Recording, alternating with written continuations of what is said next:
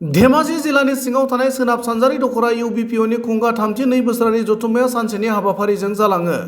सानजारि नोगोर सिमेन्ट सापरिनि समफुं तिनिआलियाव थानाय रंगमन्चआव खुंनाय सोनाब सानजारि नोगोर दखरा इउबिपिअनि खुंगा 32 बोसोरारि जथुम्मानि थान्दै मेलाव गोजाम आफादखौ सिफायनानै गोदान आफाद दाफुंनाय जायो होनना फोरमायनायजों लोगोसे आफादगिरि महरै अमिन बर'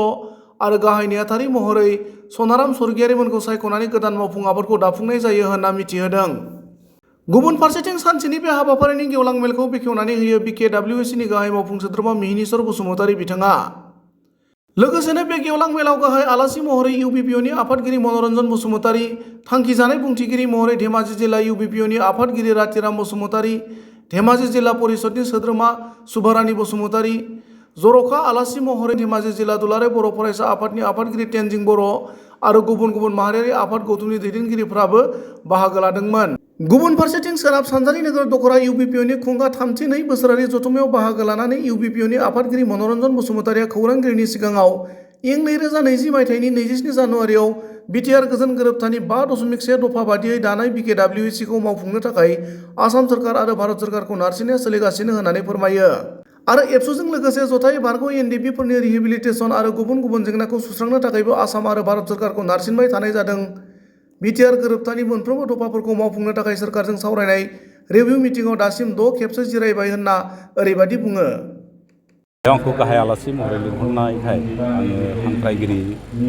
आनसलिक कमिटिनि साफ्रोमबो मावथि बिथांमोननिसिम आं गोसो गोरबोनिफ्राय साबायखर बावदों। खोब मेहेरगोनां, खोब गाजा गोमजायै जिहेतु बे दिनैनि जितु गेवलां मेल बे जानो थांदों,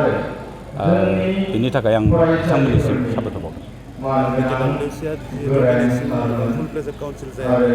बेखौ फुल प्लेजेड काउन्सिल खालामनो थाखाय हिसाबै माबायदि जिहेतु 2020 मायथाइनि 27 जानुवारियाव जितु 3थि बर' गोजोन गोरोबथा जाबाय, गोजोन गोरोबथा मथे सुक्तिनि दफा 5.1 नि मथे जिहेतु जों बर' कसारि वेलफेयार प्रमास काउन्सिल मोनबाय बिटिआरनिफ्राय, बे काउन्सिलखौ मावफुंनो थाखाय जोङो भारत सोरखार आरो आसाम सोरखारखौ नारसिननाया जोंनिफ्राय सोलिबाय थादों। आरो जोंल' नङा, दुलाराय बर' फरायसा आफाद आरो भारत सोरखारनि नखर बिफान आरो आसाम सोरखार जिहेतु जों जइन्ट मनिटरिं कमिटि जा मोनसे दं, बे जइन्ट मनिटरिं कमिटियाव जोङो बिटिआरनि बायजोनि जेसेबांनाखि समस्याफोर दङ जों बेफोरखौ मावफुंजोबनो थाखाय भारत सोरखार आसाम सोरखारखौ नारसिननाया जोंनि खौसेथि बर' सुबुं आफादनिफ्राय सोलिबाय थादों। आरो बेजों लोगोसे दुलाराय बर' फरायसा आफादजों जुथायै एनडिपिनि जिल्ला रिहेबिलिटेसननिफ्राय लानानै गुबुन गुबुन समस्याफोर दं, बेफोरखौ सुस्रांनो थाखाय जों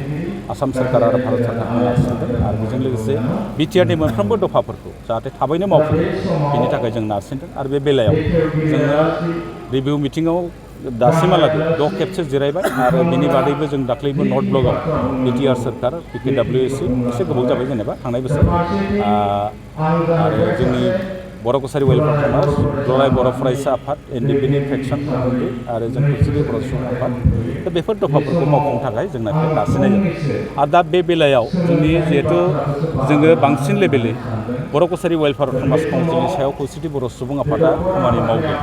भिलेज नटिफिकेसननिफ्राय लानानै गुबुन गुबुन बिथिङाव जों बांसिनै खामानि मावदों, बांसिन मावनायखौ जों खालामदों होनना बुंनांगोन थारमाने। दा बे बेलायाव दाख्लै 12 अक्ट'आव जोङो आसामनि गिबि मन्थ्रिजों रायलायदोंमोन। रायलायनायाव माखासे आपत्ति गैयै जेब्ला अबजेक्सन गैयै गामिफोरखौ लानानै गिबि खेबनि थाखाय गिबि फार्स्ट फेजआव बर' कसारि वेलफेयार प्रमास काउन्सिलखौ दाफुंनो थाखाय सरकारा सिन्था सरसा खालामदों। दा बे बेलायाव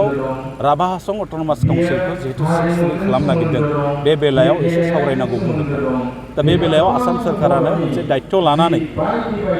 गावसोरनि प्रेजेन्सआव, गावसोरनि नुजाथिनायाव राभा जौथ संग्राम समिति, आरसु, इउबिपिअ आरो एबसु जों जथायै रायलायगोन। थारमाने रायलायनाया जोंना खावलायनाया बेनो थागोन जे राभा हासं अट'नमास काउन्सिला 6 दिन जानायाव जोंहा बाजानांगौ गैया, खिन्थु राभा हासं अट'नमास काउन्सिला 6 दिन जासान्दि जोंनि बर'फोरा, बेयाव थानाय बर'फ्रा जोंनि काउन्सिलाव थानो मोननांगौ होननानै डिमान्डआ जोंनाव थागोन।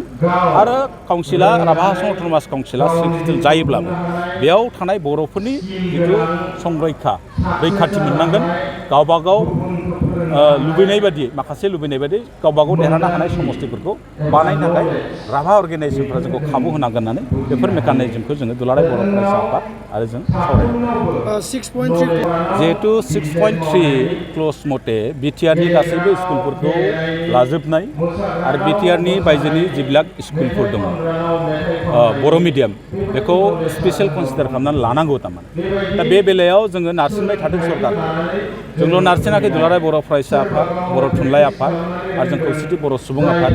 जों गावबागाव मोनसे लेभेलसिम जों नारसिनबाय थादों सरकारखौ नारसिननायाव दाख्लै मोनसे सिद्धान्त जाबाय गंबा स्कुल लाग्रोगोन बिनि उनाव माखासे स्कुल लागोन आरो मोनसे सरकारा जोंखौ फोरमायदों जोंनो जेरावनाखि अत्यन्त स्कुल गोनां दङ बेयाव थारमाने सरकारानो थांनानै गावसोरनि स्कुलखौ लुना होगोन जेरैहाय जोङो नुदों हजाय जिल्लाफोर बादियाव बर' मिडियाम स्कुल गैया बेयाव थारमाने बिराद मोनसे गिदिर एलाका बेयाव खुनु स्कुल गैया बेफोराव जोंनि बर' मिडियाम स्कुलखौ नांगौ होननानै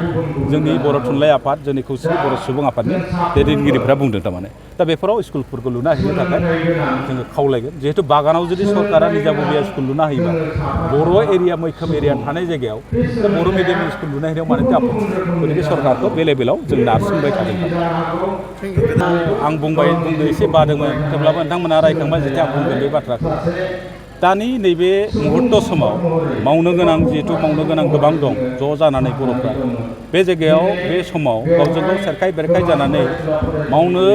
हानाय खामानिफोरखौ फेलेमेले खालामनाया एसे दुखुनांथाव दा नों समस्याखौ नाय दा भिलेज नटिफिकेसनखौ जों जेसेबां गोब्राबै नारसिनबाबो सरकारा मावनो नागिराखै बे लेभेलाव ज'यै थांनानै जों नारसिननांगौमोन खिन्थु जोंनि गावनायखौ नुनानै हयथ' सरकारा गेलेगोन दा राभा हासंनि जिबिलाक समस्याफोर दङ बे राभा हासंनि समस्याफोरखौ सुस्रांनो थाखाय बेयाव थानाय आफादफ्रा ज' जानो हायियाव आरो मोनसे गोदान आफाद जोनोम जाहैनायाव बेयाव मोनसे गोदान मोनसे खेलिमेलि मोनसे सृष्टि जादों होननानै आंनिसिम फोरमाय बेयाव थारमाने बर' क'र्डिनेसन कमिटि दं साउथ कामरुप आरो गवालपाराखौ लानानै बे क'र्डिनेसन कमिटि बिथांमोना खावलायदों आरो मेक्सिमाम बुद्धिजिबि गोरों गोरा मानसिफ्रा मोनसे खावलायदों दा दानि दिनाव आरो गोदानै मोनसे ससियेल अर्गेनाइजेसन गोनांथि गैथ'वा बेखौ फोरमायदों आरो जिहेतु